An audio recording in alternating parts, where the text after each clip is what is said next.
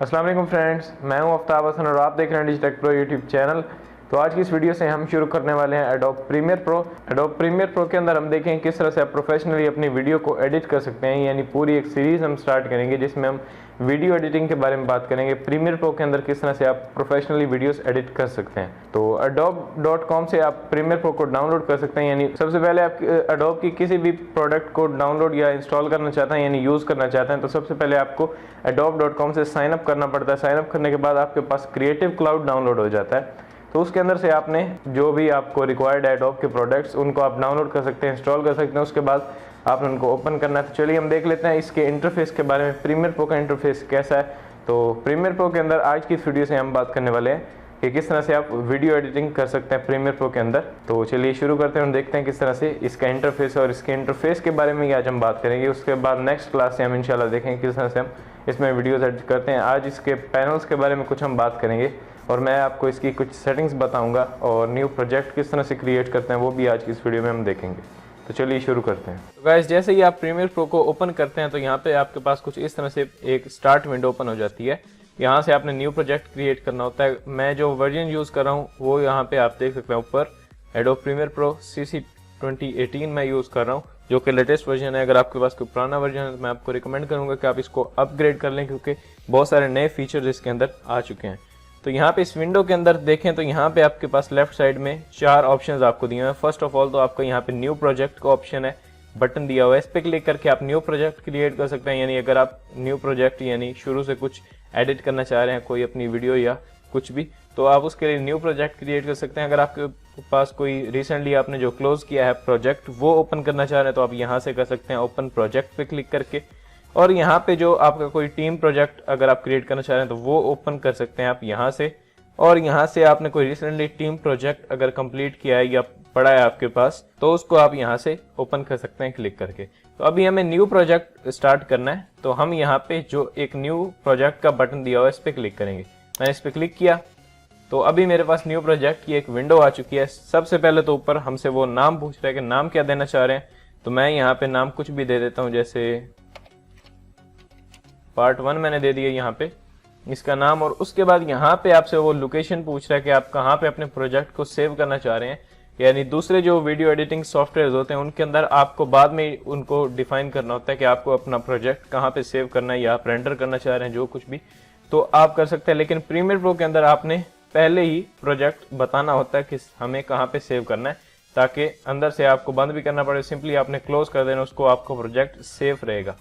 तो यहाँ पे इसी के आगे आपको यहाँ पे ब्राउज का बटन दिया हुआ है, इस पर क्लिक करूंगा तो अभी वो मुझसे पूछ रहा है कि कहाँ पे सेव करना है। तो मैं यहाँ से कोई भी डेस्टिनेशन यहाँ पे उसको बता देता हूँ, जैसे मुझे डेस्कटॉप पे सेव करना है, और उसके बाद डेस्कटॉप के ऊपर मैं एक नया फोल्डर क्रिएट कर लेता हूँ, या फिर यहाँ पे मेरे पास एक प्रीमियर प्रो का एक फोल्डर पड़ा हुआ है, इसके अंदर मैं इसको ओपन कर रहा हूँ और यहाँ से सेलेक्ट फोल्डर कर रहा हूँ कि मुझे इस फोल्डर के अंदर अपना प्रोजेक्ट सेव करना है। तो मैं सेलेक्ट फोल्डर करूँगा।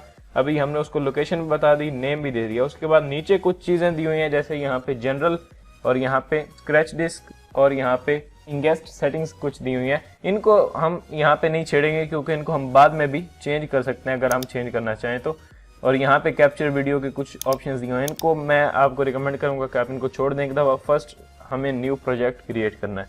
उसके बाद मैं यहाँ पे ओके पे क्लिक करूँगा तो हमारा न्यू प्रोजेक्ट जो है वो स्टार्ट हो जाएगा, और उसके बाद हम अपनी एडिटिंग कर सकते हैं। मैं यहाँ पे ओके पे क्लिक कर रहा हूँ। तो गाइज, ये है हमारे एडोब प्रीमियर प्रो का इंटरफेस। कुछ इस तरह से आपको ये दिखता है। थोड़ा सा कॉम्प्लिकेटेड है, लेकिन इसको आप समझ लेंगे तो आपके लिए काफ़ी ईजी हो जाएगा। तो सबसे पहले आपको कुछ इस तरह का इंटरफेस दिखता है। यहाँ पे सबसे पहले हम देख लेते हैं इन पैनल्स के बारे में, जो आपको ये 4 पैनल्स दिए हुए हैं। एक पैनल नीचे है, एक पैनल ये है, और एक ये है, और एक ये है। जिसको भी आप एक्टिव करना चाहते हैं उसके ऊपर एक दफ़ा क्लिक कर दें तो उसके इर्द गिर्द एक बॉर्डर लाइन आ जाएगी ब्लू कलर की। ये इंडिकेट करती है कि अभी आपका ये पैनल एक्टिव है। अगर मैं इस पे क्लिक कर दूं तो इसके इर्द गिर्द आ चुकी है ये ब्लू लाइन। अगर मैं इस पे क्लिक कर दूं और इस पे क्लिक कर दूं तो वही पैनल हमारा एक्टिव हो गया जिस पे हमने क्लिक किया होगा रिसेंटली। तो अभी मेरा यहाँ पे जो प्रोजेक्ट पैनल है ये एक्टिवेट है, यानी ये एक्टिव है।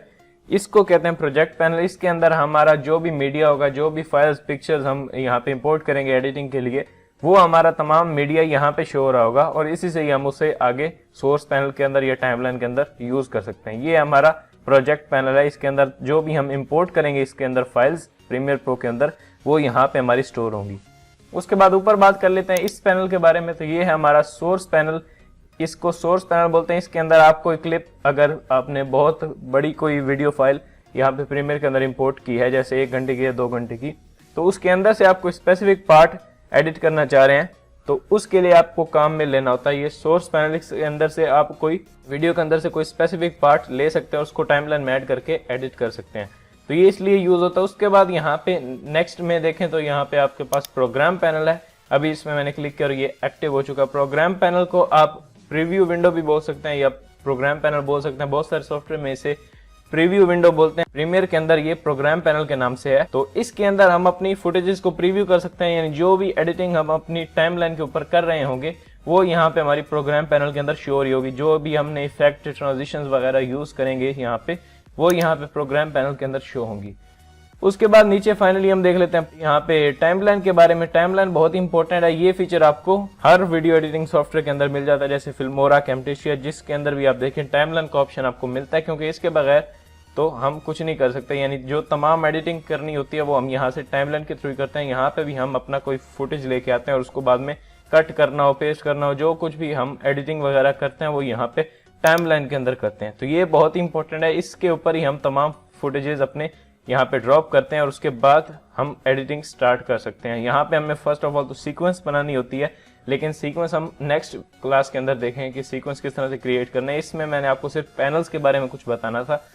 और उसके बाद यहाँ पे अगर देखें प्रोजेक्ट पैनल के अंदर, ये जो आपका प्रोजेक्ट पैनल जिसके अंदर आपका तमाम मीडिया होगा, इसके ऊपर यहाँ पे अगर आप देखें तो आपके पास बहुत सारे ये तमाम पैनल्स दिए गए हैं, जो कि है मीडिया ब्राउजर, और यहाँ पे लाइब्रेरी, इन्फो, इफेक्ट्स, और यहाँ पे मार्कर्स, और यहाँ पे ये आपके पास हिस्ट्री का पैनल दिया हुआ है। अगर आप इस एरो के ऊपर क्लिक करेंगे, ये जो आपको एक एरो दिया हुआ है, इस पे मैंने क्लिक किया तो आगे और भी बहुत सारे पैनल्स हैं।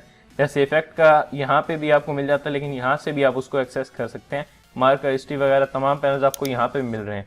इसी पे क्लिक करके आप अपने यहाँ से ये प्रोजेक्ट पैनल के अंदर जा सकते हैं। तो ये हमारा प्रोजेक्ट पैनल, यहाँ पे कुछ पैनल्स दिए हुए हैं। ऊपर अगर आप सोर्स पैनल के अंदर देखें तो यहाँ पे फर्स्ट तो सोर्स पैनल है, उसके बाद उसी के आगे यहाँ पे आपके पास दिया हुआ इफेक्ट्स कंट्रोल का पैनल। यहाँ से आप तमाम इफेक्ट्स को कंट्रोल करते हैं। उसके बाद यहाँ पे इनके बारे में हम आने वाली वीडियोस के अंदर डिटेल के अंदर देखेंगे। मैं सिर्फ आपको इस वीडियो के अंदर पैनल्स के बारे में बता रहा हूँ कि कहाँ कहाँ पे पैनल्स होते हैं और किस तरह से आप उनको क्लोज या ओपन कर सकते हैं। यहाँ पे ऑडियो क्लिप मिक्सर है, उसके बाद यहाँ पे भी आपको ये मेटा डाटा का एक पैनल आपके पास दिया हुआ है।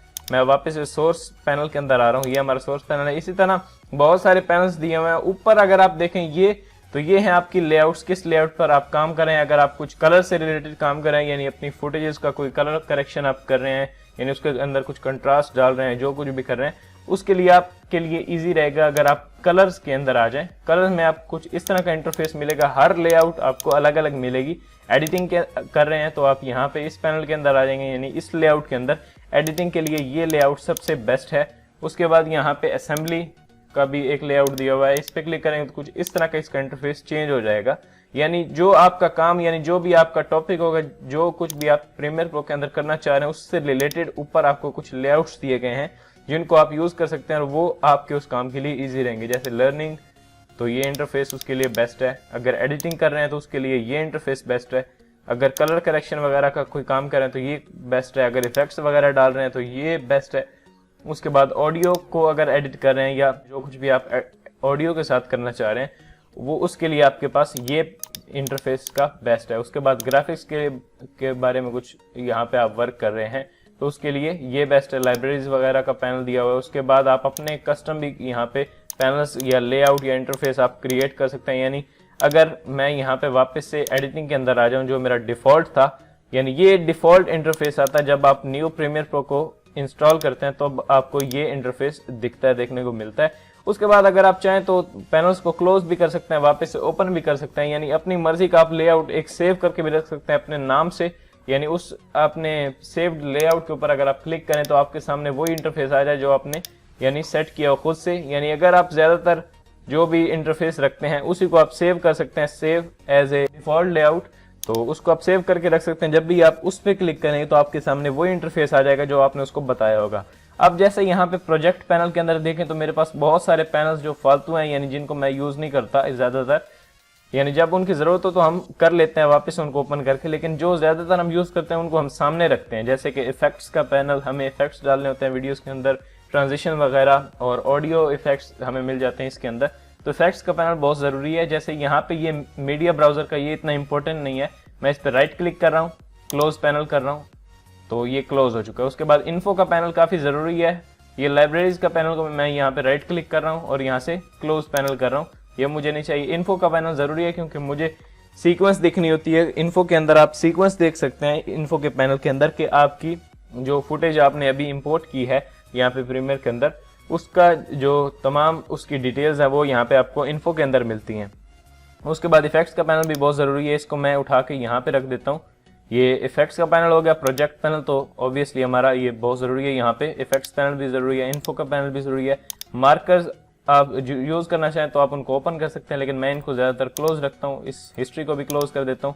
अभी ये जो मुझे जरूरत होती है जिन पैनल्स की वो यहाँ पे हैं, info, effects and project panel. उसके बाद ऊपर देखें तो ये सोर्स पैनल है, इसके अंदर भी आपको जो रिक्वायर्ड है यानी जिनकी आपको जरूरत है वही आप पैनल्स यहाँ पे ओपन रखें, बाकी को क्लोज कर सकते हैं। जैसे ऑडियो क्लिप मिक्सर भी मुझे चाहिए होता है, इफेक्ट्स कंट्रोल तो बहुत ही जरूरी है, उसके बाद सोर्स पैनल भी बहुत जरूरी है। उसके बाद यहाँ पे इस पैनल को मैं क्लोज कर देता हूँ, जो मेटा डाटा है इसको मैं राइट क्लिक करता हूँ और यहाँ से क्लोज पैनल कर देता हूँ। अभी जो मुझे चाहिए होते हैं वही पैनल्स यहाँ पे मेरे शो हो रहे हैं। उसके बाद प्रोग्राम पैनल भी यहाँ पे ऑब्वियसली होता है। तो ये हमारा एक इंटरफेस यहाँ पे सेट हो गया, यानी जो हमें चाहिए इंटरफेस वही हमारा यहाँ पे अभी आ चुका है। फालतू के पैनल जितने भी थे वो यहाँ पे हाइड हो चुके हैं। उसके बाद मैं क्या करूँ, यहाँ पे ये जो टाइमलाइन होती है ज्यादातर हमें लंबी चाहिए होती है जिसके ऊपर हम इजीली वर्क कर सकें। तो मैं यहाँ पे क्या कर रहा हूँ, ये जो टूल्स आपको कुछ दिए हैं इनके बारे में हम डिटेल में बात करेंगे आने वाली वीडियोस के अंदर। इसी की जो ये आपको लेफ्ट साइड में राइट साइड में लाइन मिल रही है, यानी एक बार बनी हुई है, यहाँ पे अगर मैं कर्सर लेके जाऊँ इस तरह से, इसको मैं अब इधर कर सकता हूँ। तो जैसे ही मैं इसको इधर कर देता हूँ, क्योंकि मुझे प्रोजेक्ट पैनल के अंदर तो मेरे क्लिप्स आ जाते हैं, उसको मुझे इतना बड़ा नहीं चाहिए, मुझे टाइमलाइन जो कि बहुत जरूरी है वो मुझे बड़ी चाहिए ताकि मैं इजीली उस पर वर्क कर सकूं। मैंने इसको पकड़ के थोड़ा इधर किया और इसको पकड़ के ये जो लाइन आपके पास दिख रही है इसको पकड़ के मैंने थोड़ा यहाँ पे कर दिया, यहाँ मैंने कर दिया। अब मेरी टाइमलाइन काफी यहाँ पे कुछ हद तक बड़ी हो चुकी है और ये प्रोजेक्ट पैनल छोटा हो चुका है। इफेक्ट्स का तो वैसे भी आपको यहाँ पे कुछ इफेक्ट्स दिए होते हैं जैसे प्रीसेट्स, थ्रोमेट्री प्रीसेट्स और यहाँ पे ऑडियो इफेक्ट्स वगैरह। तो ये हमें पैनल छोटा ही चाहिए, टाइमलाइन हमें बड़ी चाहिए, या थोड़ा सा इसको मैं बड़ा कर देता हूँ, ज्यादा छोटा हो गया ये इतना। अब ये इंटरफेस हम चाह रहे हैं कि जब भी हम प्रीमियर को ओपन करें तो हमें ये इंटरफेस दिखे, फालतू के जो पैनल्स हैं वो ना दिखें। तो उसके लिए आप इसी लेआउट को सेव कर सकते हैं, यानी जब भी आप प्रीमियर को दोबारा से क्लोज करके ओपन करेंगे तो आपके सामने ये इंटरफेस आएगा। उसके लिए आप क्या कर सकते हैं, यहाँ पे विंडोज के अंदर जा रहा हूं मैं, ऊपर जो मेन्यू बार है उसके अंदर विंडोज के अंदर एंड उसके अंदर वर्क स्पेस, और यहाँ पे मैंने कुछ अपने बनाए हुए, जैसे यहाँ पे आफ्ताब हसन के नाम से मैंने एक बनाया हुआ, Alt+Shift+1 इसका शॉर्टकट उन्होंने मुझे दिया है, यानी ये प्रेस करूंगा तो मेरा जो डिफॉल्ट यानी सेव्ड है लेआउट वही आ जाएगा। यहाँ पे अगर आप देखें तो आपके पास दिया हुआ रीसेट टू सेव्ड लेआउट, यानी अगर आपने एक दफा कोई पैनल्स को इधर उधर कर दिया और आप चाह रहे हैं कि मेरा जो डिफॉल्ट था लेआउट वही आ जाए, तो आप ये रीसेट टू सेव्ड लेआउट पे क्लिक कर सकते हैं या फिर Alt+Shift+0 प्रेस कर सकते हैं। तो ये आपका यहाँ पे वही जो डिफॉल्ट होती है वर्क स्पेस वही आ जाएगी। और हमने अपना सेव किस तरह से करना है, यानी जो हमने अभी एक लेआउट डिजाइन किया है वो हम यहाँ से करेंगे विंडोज के अंदर जाके वर्क स्पेस और यहाँ से save as new work space, इस पे मैं क्लिक करूंगा तो अभी यहाँ पे आप देख सकते हैं मेरे पास वो पूछ रहा है कि आप अपने प्रीसेट का यानी लेआउट का नाम क्या देना चाह रहे हैं। तो आपने अपने हिसाब से अपना नाम दे देना और जैसे ही आप ओके करेंगे, यानी मैं अगर यहाँ पे नाम दे दूं कुछ भी, जैसे मैंने एक फर्स्ट अपना जो लेआउट है वो क्रिएट किया हुआ है और मैं यहाँ दूसरा कर देता हूँ, इसको मैं आफ्ताब हसन 2 दे देता हूँ, ये दूसरा लेआउट है और यहाँ पे मैं ओके कर दूंगा। जैसे ही मैंने ओके किया अभी मेरा ये लेआउट सेव हो चुका है। और अभी हम इसको किस तरह से एक्सेस कर सकते हैं, ऊपर अगर आप लेआउट्स में देखें तो जो आपको यहाँ पे learning, assembly, editing, colours, effects वगैरह, ऑडियो दिए हुए हैं ये लेआउट, इसी के आगे ये जो मेरा पहले का मैंने बनाया हुआ था एक अपने नाम से ये है, और ये जो आपको दिख रहा है आफ्ताब हसन 2 के नाम से ये जो हमने अभी बनाया है। यानी अगर आपके पैनल्स कुछ इस तरह से इधर उधर हो जाए, जैसे कि अभी यहाँ पे आप देख सकते हैं मैं एक कलर के लेआउट के अंदर आ चुका हूँ। अभी मैं वापस से अपने उसी लेआउट में जाना चाह रहा हूँ जो मुझे चाहिए, यानी जो पैनल्स मैंने रखे थे और जिनको मैंने डिलीट किया था यानी क्लोज किया था उनमें। तो आप यहाँ से ये जो आपको लेआउट्स दिए हैं इनमें जो हमने अभी सेव किया आफ्ताब हसन 2 के नाम से उस पर डायरेक्टली आपने क्लिक कर देना। मैंने क्लिक किया, अभी वापस से मेरी वही लेआउट आ चुकी है जो मुझे चाहिए और जो मैंने यहाँ पे सेट करके सेव की थी, यानी जो मेरे पैनल्स मैंने रखे थे वही मेरे यहाँ पे आ चुके हैं। तो इसी को आप यूज़ करेंगे तो आपकी ये डिफ़ॉल्ट यहाँ बन जाएगी। जब भी आप प्रीमियर को ओपन करेंगे तो आपकी यही वाला इंटरफेस जो है, यही लेआउट शो होगी। तो कुछ इस तरह से इसके पैनल से आई होप कि आपको इनकी समझ आ गई होगी।